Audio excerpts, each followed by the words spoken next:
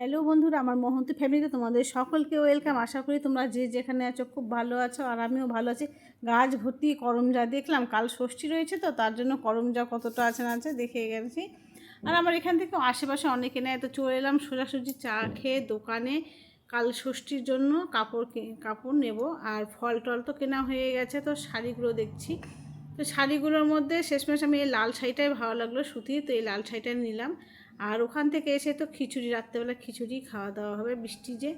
আর good morning, এটা পরের দিন সকালবেলায় দেখো চা খেয়ে দিয়ে একদম স্নান করে রেডি হয়ে গেছি। এখন যাব ষষ্ঠী করতে। তো বাড়িতে তো কেউ নয়, আমি একাই, আমার যাও নেই, ওরাও সব চলে গেছে, সব ব্যাঙ্গালোরে। তো চলো ঠাকুর ঘর থেকে নিয়ে যাই।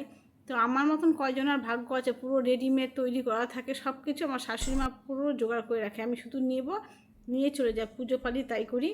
তো এই তো আমাদের, চলো দেখাচ্ছি তোমাদেরকে ষষ্ঠীতলা। এটা আমাদের ষষ্ঠীতলা, সবাই আমাদের আশেপাশে মানে অনেকেই মিলে ষষ্ঠী করি একসাথে, খুব আনন্দ হয়, মজা হয়, সবাই একসাথে এক জায়গায় থাকে।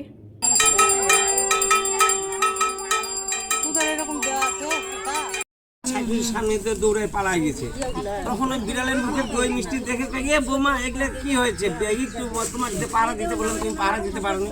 তো মা আমি তো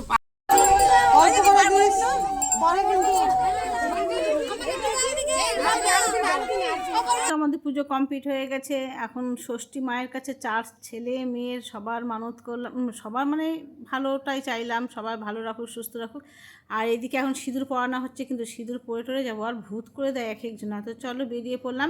আমাদের একটুখানি মুখটা দেখো সিঁদুরে কি মাখামাখি। চলো এই ভিডিওটি এই পর্যন্তই, টাটা।